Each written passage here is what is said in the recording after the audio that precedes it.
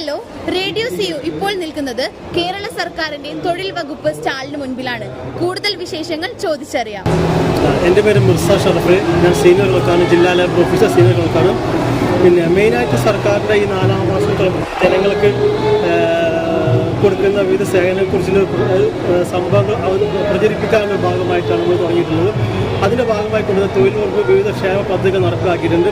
ഒന്നാമത്തെ കാര്യം, നമ്മുടെ സംസ്ഥാനത്ത് തൊഴിലുമായി ബന്ധം വളരെ പ്രയാസത്തിലൂടെ കടന്നു പോയിരുന്ന കാലഘട്ടം ഉണ്ടായിരുന്നു. അതിൽ നിന്നൊക്കെ മാറ്റം വരുത്തിക്കൊണ്ട് തൊഴിലുമായി ബന്ധം കൂടുതൽ ഊഷ്മമാക്കുന്ന ഭാഗമായി കൊണ്ട് തന്നെ നമ്മൾ നോക്കുകൂലി അവസാനിപ്പിച്ചുകൊണ്ടും കൂടുതൽ ഊഷ്മമായി നല്ല കൊണ്ടുപോകുന്ന തൊഴിൽ നിയമങ്ങൾ കൂടുതൽ ലിബറലൈസ് ചെയ്തുകൊണ്ടും കൂടുതൽ നല്ല പരിഷ്കാരം വരുത്തിക്കൊണ്ടും തൊഴിലുമായി ബന്ധം കൂടുതൽ ഉറച്ചതാക്കുവാൻ മികച്ച രീതിയിൽ സംരംഭങ്ങളെ പ്രോത്സാഹിപ്പിക്കാൻ പറ്റുന്ന രീതിയിൽ സർക്കാർ ഉചിതമായ തീരുമാനത്തിൽ മുന്നോട്ട് പോകുന്നുണ്ട്.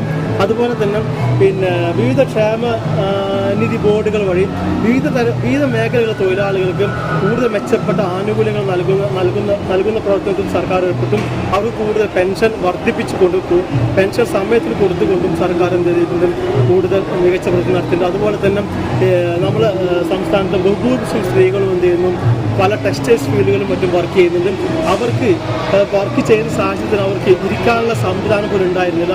എന്നാൽ ഈ സർക്കാർ വന്നതിന് ശേഷം അവർക്ക് ഇരിപ്പിടം ഉറപ്പുവരുത്തിക്കൊണ്ട് തന്നെ ഒരു സംവിധാനം കൊണ്ടുവന്നു. അതുപോലെ തന്നെ വിദ്യാർത്ഥികൾക്ക് തന്നെ പഠിക്കുന്നതോടൊപ്പം തന്നെ അവർക്ക് തൊഴിലധിഷ്ഠിത കോഴ്സുകൾ ചെയ്യാനുള്ള ഒരു അവസരം കൂടി സർക്കാർ നടപ്പിലാക്കിയിട്ടുണ്ട്. ഇത്തരത്തിൽ ഒട്ടുമിക്ക മേഖലകളിലും നമ്മൾ സാധാരണക്കാരെ ആളുകൾ പ്രവർത്തിക്കുന്ന ഒട്ടുമിക്ക തൊഴിൽ മേഖലകളിലും കൂടുതൽ പരിഷ്കരിച്ചിട്ടുള്ള നിയമങ്ങൾ കൊണ്ടുവന്ന് കൂടുതൽ നല്ല ഊഷ്മളമായ ബന്ധം ഉറപ്പെടുത്തുന്ന ഒരു സംവിധാനം സർക്കാർ ഏറ്റെടുക്കും. അതാണ് ഈ സ്റ്റോറിൻ്റെ പ്രധാനമായിട്ട് നമ്മൾ അവതരിപ്പിക്കാൻ ഉദ്ദേശിക്കുന്ന കാര്യങ്ങൾ.